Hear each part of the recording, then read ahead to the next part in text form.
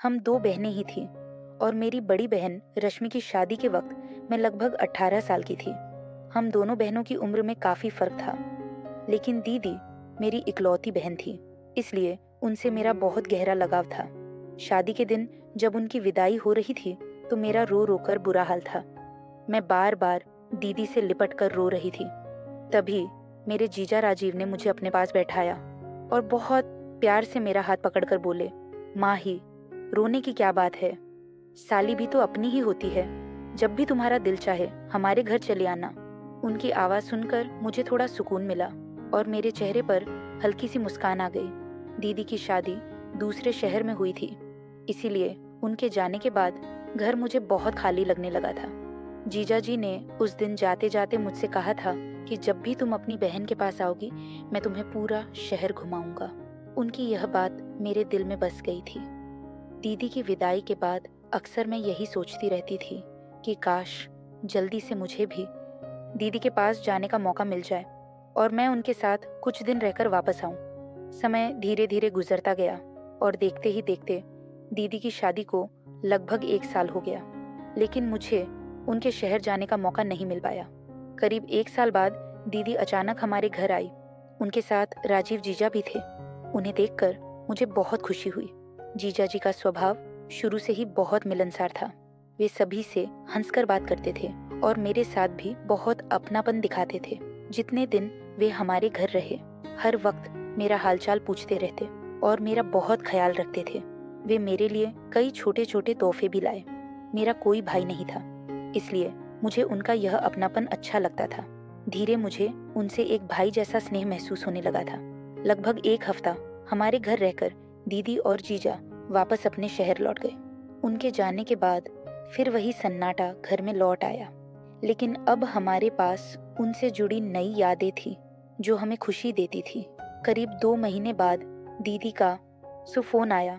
उनकी आवाज़ में खुशी साफ सुनाई दे रही थी। उन्होंने बताया कि वे माँ बनने वाली हैं। यह खबर सुनकर मम्मी और पापा सभी बहुत खुश हो गए। घर में जैसे खुशियों की लहर दौड़ गई थी। इतने दिनों बाद हमारे परिवार में इतनी बड़ी खुशखबरी आई थी, लेकिन दीदी की आवाज़ में थोड़ी परेशानी भी महसूस हो रही थी। वे मम्मी से कह रही थी कि उन्हें इन दिनों बहुत कमज़ोरी और चक्कर आते हैं और डॉक्टर ने उन्हें ज़्यादा आराम करने को कहा है और वे दूसरे शहर में अकेले रहकर घबरा रही है। यह सुनकर मम्मी भी चिंतित हो गई, क्योंकि दीदी मम्मी की जान थी। मम्मी ने उनसे कहा, अगर चाहो तो कुछ दिन के लिए हमारे पास आ जाओ। लेकिन दीदी ने बताया कि डॉक्टर ने लंबा सफ़र करने से मना किया और राजीव भी उन्हें इतनी हालत में अकेले भेजने को तैयार नहीं है।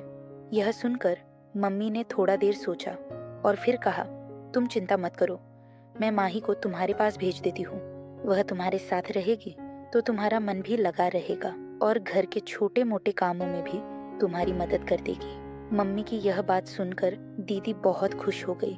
उन्होंने तुरंत कहा कि ठीक है, लेकिन माई को अकेले मत भेजना, राजीव उसे लेने खुद आ जाएगा। मैं तो जैसे इसी मौके का इंतज़ार कर रही थी। मेरे दिल में तो पहले ही यह इच्छा थी कि मैं दीदी के घर जाऊं और कुछ दिन उनके साथ बिताऊं। इसलिए मैंने तुरंत खुशी खुशी अपना सामान तैयार करना शुरू कर दिया। मौसी बनने की खुशी भी मेरे दिल में अलग ही उत्साह भर रही थी। 3 दिन बाद ही राजीव जी जब मुझे लेने हमारे घर आ गए और मैं उनके साथ दीदी के शहर के लिए निकल पड़ी। सफ़र के दौरान वे रास्ते भर मुझसे हंसी मजाक करते रहे, मुझे शहर के बारे में बताते रहे। कुछ घंटों के बाद हम दीदी के घर पहुंच गए। दीदी का घर काफ़ी बड़ा था। वहाँ उनके ससुर और जीजाजी ही रहते थे, इसीलिए घर में ज़्यादा लोग नहीं थे। दीदी मुझे देखकर बहुत खुशी हुई। उन्हें पहले से ही मेरी पसंद का खाना बना रखा था और मुझे गले लगाकर बोले, भाई तुम्हारे आने से अब मुझे बहुत अच्छा लगेगा। उन्होंने मेरे रहने के लिए अपने कमरे के सामने वाला कमरा दिया था ताकि ज़रूरत पड़ने पर मैं तुरंत उनके पास पहुंच सकूं। घर में सब कुछ ठीक लग रहा था, लेकिन जब मैं दीदी के ससुर को नमस्ते करके उनके कमरे में गई तो मुझे उनका व्यवहार थोड़ा अजीब लगा। वे बिस्तर पर लेटे हुए थे और मुझे देखकर बहु कुछ उलझी हुई बातें करने लगे जो मुझे ठीक से समझ नहीं आई। तभी दीदी तुरंत वहां आ गई। उन्होंने मेरा हाथ पकड़कर मुझे बाहर ले लिया और धीरे से बोली, कि उनके ससुर कई सालों से बीमार रहते हैं और कभी कभी अजीब तरह की बातें करने लगते हैं। इसलिए मुझे उनके कमरे में ज्यादा जाने की जरूरत नहीं है। यह सुनकर मैंने भी ज्यादा कुछ नहीं कहा और चुपचाप अपने कमरे में आ गई। सच कहूं तो उनसे मिलकर मुझे थोड़ा डर जरूर लगा था। इसलिए अगले कुछ दिनों तक मैं उनके कमरे के आसपास वे नहीं गई। दीदी की तबीयत ठीक नहीं रहती थी, इसीलिए वे ज्यादातर अपने कमरे में आराम करती रहती थी और घर के छोटे मोटे काम में संभाल लेती थी। जीजा जी अक्सर मेरा हाल पूछ लेते और कहते कि अगर किसी चीज की जरूरत हो तो बता देना। धीरे धीरे 3 दिन बीत गए और मुझे घर का माहौल थोड़ा समझ में आने लगा था। लेकिन चौथे दिन रात को एक ऐसी घटना हुई जिसने मुझे अंदर तक डरा दिया। उस रात खाना खाने के बाद मैंने किचन साफ किया और अपने कमरे में आ गई। गर्मी बहुत ज्यादा थी और मैं पसीने से भीग गई थी, इसलिए मैंने सोचा कि नहाकर सो जाऊं। मैं अपने कमरे के बाथरूम में चली गई। कुछ ही देर बाद मुझे अचानक ऐसा महसूस हुआ जैसे कोई मुझे देख रहा हो। पहले तो मैंने सोचा शायद मेरा वहम होगा, लेकिन फिर मेरी नज़र ऊपर रोशनदान की तरफ गई। वहां मुझे एक हल्की सी परछाई सी दिखाई दी। मेरा दिल जोर जोर से धड़कने लगा। मुझे लगा जैसे कोई वहां से जाकर आया हो। यह सोचकर मेरे हाथ पैर कांपने लगे। मैंने तुरंत जल्दी जल्दी अपने कपड़े पहने और घर घबराकर बाथरूम से बाहर निकल आई। डर के मारे मैं सीधे दीदी के कमरे की तरफ भाग गई। उस वक्त दरवाजा खटखटाना भी मैं भूल गई। अंदर पहुंची तो देखा दीदी और जीजा दोनों आराम से बैठे बात कर रहे थे। मुझे अचानक देखकर वे दोनों चौंक गए। जीजा जी ने कहा, रे माही, क्या तुम इतनी घबराई हुई क्यों हो? मैं कुछ पल के लिए चुप खड़ी रही। मुझे समझ नहीं आ रहा था कि मैं उन्हें क्या बताऊं। रोशनदान वाली बात कहने के लिए मुझे झिझक हो रही थी, इसलिए मैंने बात बदलते हुए कहा, मैं बस दीदी से पूछने आई थी कि उन्हें दूध चाहिए या नहीं। दीदी मुस्कुराकर बोली, नहीं माई, अब तुम जाओ और आराम करो। बाकी जो भी काम होगा मैं राज से कह दूंगी। मैं वापस अपने कमरे की तरफ लौटने लगे। तभी मेरी नज़र सामने से आते हुए दीदी के ससुर पर पड़े हुए बाहर से लौटकर अपने कमरे की तरफ जा रहे थे। उन्होंने मुझे अजीब नज़रों से देखा और धीरे से बोले, ओ बेटा, अपना ध्यान रखा करो और किसी पर भी जल्दी भरोसा मत किया करो। उनकी आवाज़ सुनकर मुझे थोड़ा अटपटा लगा और मैं बिना कुछ कहे जल्दी से अपने कमरे में आ गई। उस रात मुझे बहुत देर तक नींद नहीं आई। मेरे मन में बार बार यही सवाल आ रहा था कि आखिर उस रोशनदान पर वह परछाई किसकी थी? क्या वह सिर्फ मेरा वह भ्रम था या सच में कोई मुझे देख रहा था? और अगर कोई था तो वह कौन हो सकता है? उसे यह सोचते सोचते पूरी रात गुजर गई और मेरे मन में एक अजीब सी बेचैनी घर कर गई थी। अगले दिन सुबह जब राजीव जी ऑफिस जाने लगे तो जाते जाते बोले, माही, मैं आज शाम को थोड़ा जल्दी आ जाऊंगा, फिर हम दोनों बाजार चलेंगे, तुम्हें शहर भी दिखा दूंगा। उनकी आवाज़ सुनकर मैंने बस हल्की सी मुस्कान दे दी, लेकिन मेरे मन में पिछली रात की घटना अभी भी घूम रही थी। मुझे समझ नहीं आ रहा था कि वह सब मेरा वहम था या किसी बड़ी परेशानी की शुरुआत। अगले कुछ घंटों तक मैं यही सोचती रही कि मुझे सावधान रहना होगा, क्योंकि कभी कभी इंसान जिस जगह को सुरक्षित समझता है वहीं से अनजाने डर को भी सामने आ जाते हैं। अगले कुछ घंटों तक मैं यही सोचती रही कि पिछली रात जो कुछ हुआ वह सिर्फ मेरा वहम था या सच में कोई मुझे देख रहा था। लेकिन फिर मैंने खुद को समझाया कि शायद नए घर और नए माहौल की वजह से मैं ज़रूरत से ज़्यादा सोच रही हूँ। सुबह का समय धीरे धीरे बीत गया। दीदी दवाई लेकर आराम कर रही थी और मैं घर के छोटे मोटे काम संभाल रही थी। दोपहर तक सब कुछ सामान्य लगने लगा था, लेकिन मेरे मन की बेचैनी पूरी तरह खत्म नहीं हुई थी। शाम होने लगी तो मुझे याद आया कि जीजा ने कहा था वे मुझे बाजार घुमाने ले जाएंगे, इसलिए मैंने जल्दी जल्दी अपने काम खत्म किए और तैयार होने लगी। दीदी ने मुझे देखते हुए मुस्कुराकर कहा, माही, तुम तो आज बहुत अच्छी लग रही हो। लगता है तुम्हें बाहर घूमने जाने की बहुत खुशी है। मैंने भेस कर कहा, दीदी, इतने दिनों बाद बाहर निकलने का मौका मिल रहा है, इसीलिए अच्छा लग रहा है। थोड़ी देर बाद ही राजीव जीजा ऑफिस से लौट आए। उन्होंने मुझे तैयार देखकर कहा, चलो माई, देर मत करो, बाजार चलते हैं। दीदी ने भी कहा कि ज्यादा देर मत करना और ध्यान से जाना। मैं और जीजा घर से बाहर निकल गए। रास्ते भर वे शहर के बारे में बताते रहे और मुझे कई जगह दिखाई। बाजार काफी रोने को वाला था। उन्होंने मेरे लिए कपड़े और कुछ छोटी छोटी चीजें खरीद दी। मैंने कहा कि इतना सब लेने की जरूरत या नहीं है, लेकिन वह मुस्कुराकर बोले, तुम पहली बार आई हो, इसलिए यह सब मेरी तरफ से है। उनकी बात सुनकर मुझे थोड़ा अच्छा भी लगा, लेकिन कहीं ना कहीं मेरे मन में पिछली रात की बात अभी भी चल रही थी। थोड़ी देर बाद हम वापस घर लौट आए। रात को सबने मिलकर खाना खाया। दीदी की तबीयत उस दिन थोड़ा ठीक लग रही थी, इसलिए वे भी हमारे साथ बैठी रही।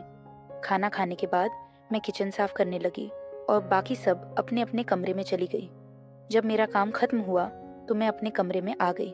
उस रात मौसम थोड़ा गर्म था, इसलिए मैंने खिड़की खोल दी और बिस्तर पर बैठकर थोड़ी देर मोबाइल देखने लगी। तभी अचानक पूरे घर की लाइट चली गई। चारों तरफ एकदम अंधेरा हो गया। पहले तो मैंने सोचा कि शायद कुछ देर में वह लाइट वापस आ जाएगी, लेकिन तभी मुझे ऐसा लगा जैसे मेरे कमरे में कोई हलचल हुई हो। मैं घबरा गई क्योंकि अंधेरे में कुछ भी साफ दिखाई नहीं दे रहा था। उसी समय मुझे ऐसा महसूस हुआ जैसा कोई मेरे बहुत पास से गुजरा हो। मेरे दिल की धड़कन तेज हो गई और मैं डर के मारे तुरंत कमरे से बाहर निकल आई। अंधेरा इतना था कि मुझे रास्ता ही मुश्किल से दिख रहा था। मैं दीवार का सहारा लेकर धीरे धीरे दीदी के कमरे तक पहुंची और उन्हें आवाज दी। दीदी ने तुरंत जवाब दिया और अपने मोबाइल की टॉर्च जला दी। रोशनी होते ही मुझे थोड़ी राहत मिली। उन्होंने पूछा, क्या हुआ माही, तुम इतनी घबराई हुई क्यों हो? मैं नहीं सकता होगा। मेरे कमरे में शायद कोई था, इसलिए मैं डर गई। दीदी मेरी बात सुनकर हल्का सा हंसने लगी और बोली, अरे नहीं माही, तुम बेकार में डर रही हो। राजीव अभी थोड़ी देर पहले ही लाइट देखने बाहर गए और पापा जी तो अपने कमरे से निकलते ही नहीं होंगे। शायद अंधेरे की वजह से तुम्हें ऐसा लगा होगा। उनकी बात सुनकर मैं चुप हो गई क्योंकि मुझे समझ नहीं आ रहा था कि मैं उन्हें कैसे समझाऊं। मुझे सच में किसी की मौजूदगी का एहसास हुआ था। थोड़ी देर बाद लाइट वापस आ गई और उसी समय राजीव जीजा भी अंदर आ गए। उन्होंने मुझे वहां बैठे देखा तो मुस्कुराकर बोले, देखा, मैंने कहा था ना कि यह अंधेरे से डर जाएगी। फिर वे दीदी से बोले, तुम इसके पास ही बैठो ताकि यह शांत हो जाए। मैं भी अब थोड़ा संभल चुकी थी, इसलिए मैंने कहा, अब मैं ठीक हूँ और अपने कमरे में जाकर आराम कर लूंगी। दीदी ने कहा कि अगर डर लगे तो दरवाज़ा बंद कर लेना। मैं धीरे धीरे अपने कमरे के मेन वापस आ गई और अंधेरे अंदर से दरवाज़ा बंद कर लिया। बिस्तर पर लेटने के बाद भी मुझे नींद नहीं आ रही थी। बार बार वही सवाल मेरे दिमाग में आ रहा था, अनुस की आखिर मेरे कमरे में कौन हो सकता है? अगर जीजा बाहर थे और दीदी अपने कमरे में थी, तो फिर वह कौन था जिसने मुझे ऐसा महसूस करा है जैसे वहाँ कोई मौजूद था? यह सोचकर मेरे मन में फिर वही शक आने लगा कि कहीं दीदी के ससुर तो कमरे के पास नहीं आए होंगे। लेकिन फिर मैंने सोचा कि शायद यह सब मेरा भ्रम हो सकता है। बहुत देर तक सोचने के बाद आखिरकार मुझे थोड़ी नींद आ। अगले सुबह जब मैं उठी तो घर का माहौल बिल्कुल सामान्य था, जैसे कुछ हुआ ही ना हो। मैं किचन में जाकर चाय बनाने लगी। तभी थोड़ी देर वाजा जी भी ऑफिस जाने से पहले वहां आ गए। उन्होंने सामान्य तरीके से पूछा कि रात को अब तो डर नहीं लगा। मैंने कहा, अब सब ठीक है। फिर भी ऑफिस ले गए। दिन का समय धीरे धीरे बीतने लगा। दोपहर के वक्त दीदी दवाई लेकर सो गई थी और मैं किचन में दोपहर के खाने की तैयारी कर रही थी। तभी अचानक पीछे से किसी के माँ ने कहा, आभास हुआ। मैंने मुड़कर देखा तो राजीव जीजा खड़े थे। मैं थोड़ा हैरान ना हुई क्योंकि वे तो ऑफिस गए थे। उन्होंने कहा कि एक ज़रूरी काम याद आ गया था, इसलिए थोड़ी देर के लिए अब वापस आना पड़ा। फिर वे किचन के पास खड़े होकर मुझसे बातें करने लगे।